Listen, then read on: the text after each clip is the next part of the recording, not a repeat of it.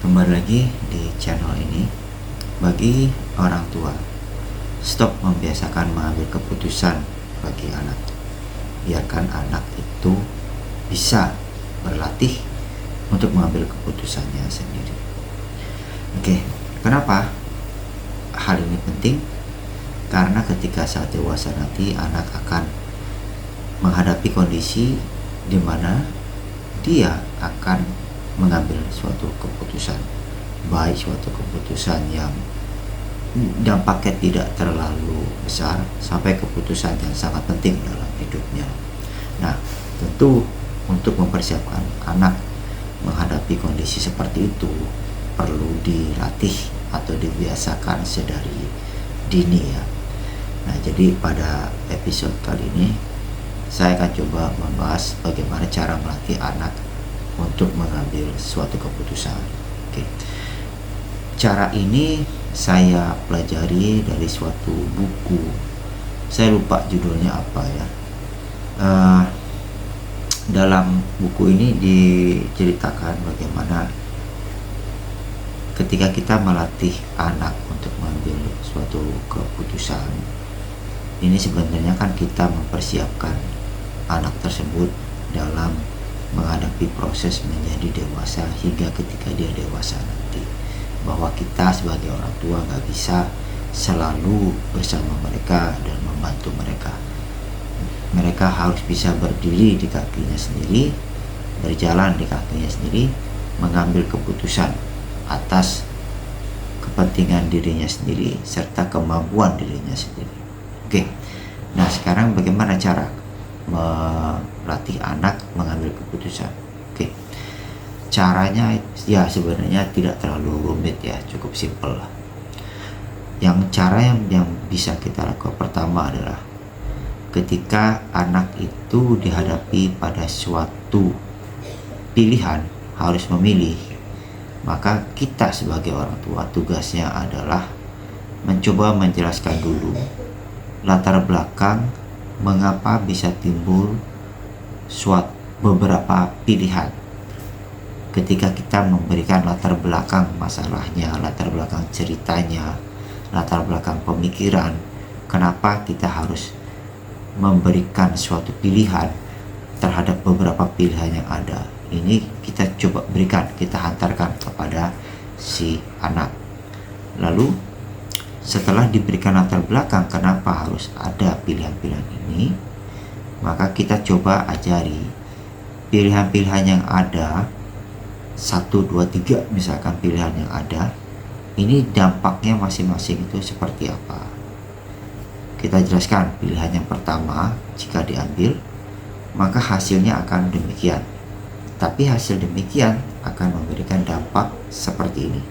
Lalu pilihan yang berikutnya, jika diambil maka kemungkinan hasilnya itu akan seperti ini dan dampaknya akan demikian juga. Nah, dengan memberikan penjelasan hal tersebut, anak akan memiliki pola pikir yang lebih baik. Artinya dia mengetahui kenapa hal ini ada, dan ketika hal ini ada harus diambil keputusan pilihan apa saja yang ada. Lalu setelah anak memahami hal ini, maka berikanlah keputusan itu kepada si anak untuk menentukan pilihan yang mana. Apakah akan mengambil pilihan yang pertama, atau pilihan yang kedua, atau ketiga, dan seterusnya.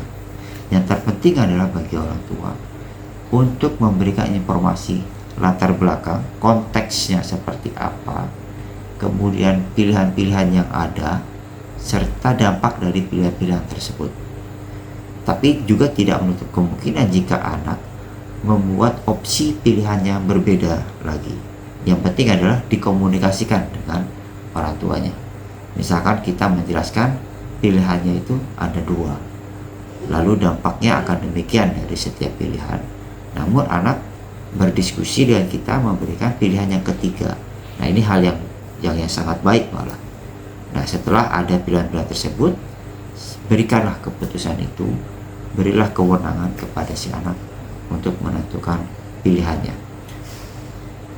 Ketika anak sudah memiliki pilihan, lalu apa yang dilakukan oleh orang tua? Ya, mendukung dan selalu memberikan semangat bahwa ketika mengambil pilihan ini, yaitu adalah keputusan dari si anak. Nah, dampak bagusnya apa selain melatih kemampuan anak untuk menentukan suatu pilihan? Ya tentu si anak akan merasa memiliki keputusan itu.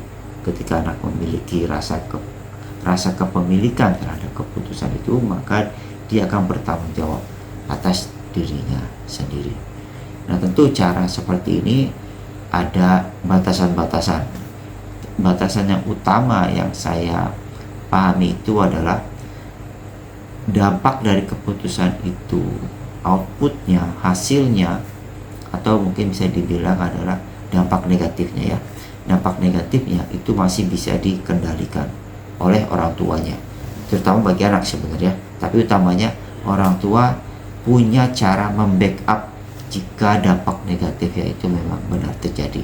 Maka barulah kondisi melatih seperti ini itu bisa dilaksanakan.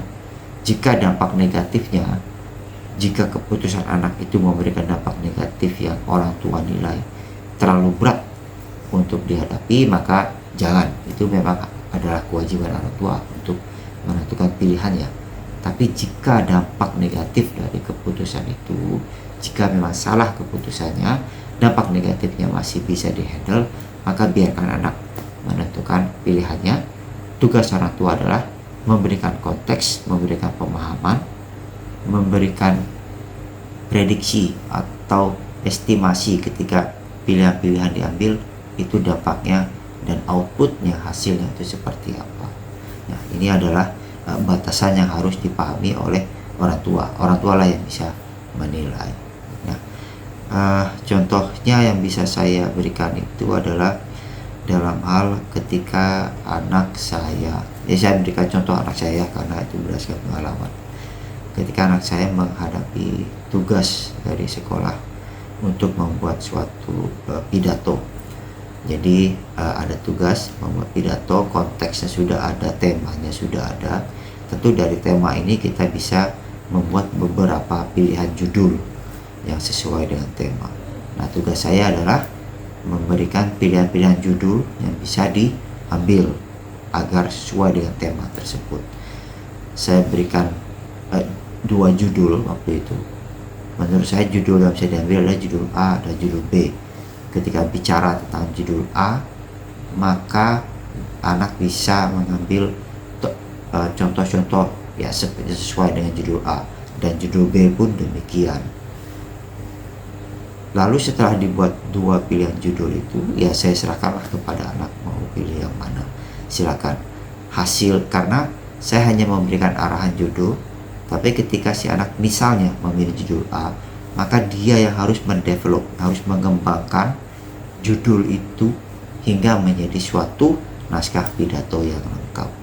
Nah, ini saya serahkan saja kepada anak, karena ketika saya berikan pilihan, anak menentukan mana yang dia pilih, maka dia memiliki rasa tanggung jawab supaya tugas itu dapat dilaksanakan oleh dirinya sendiri dengan baik.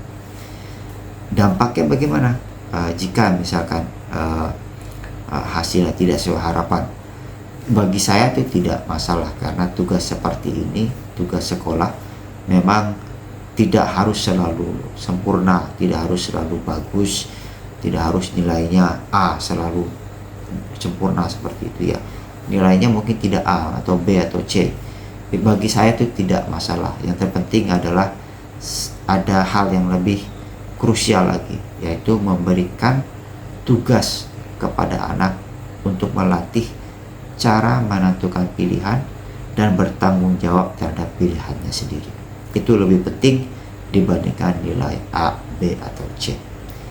Oke, itu yang bisa saya sampaikan. Semoga bermanfaat. Sampai ketemu di episode lainnya.